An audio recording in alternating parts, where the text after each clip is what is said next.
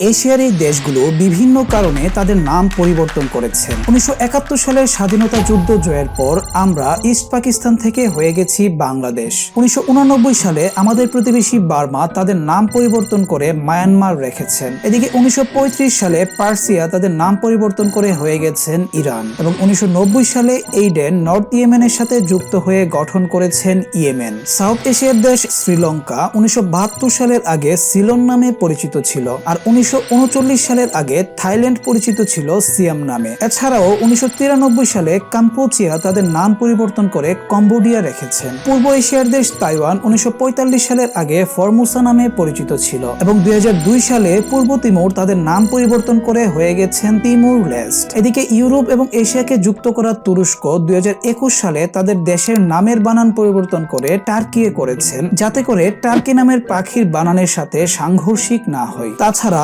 সম্প্রতি ইন্ডিয়াতে অনেকেই তাদের নাম পরিবর্তন করে শুধুমাত্র ভারত রাখা নিয়ে আন্দোলন করছেন।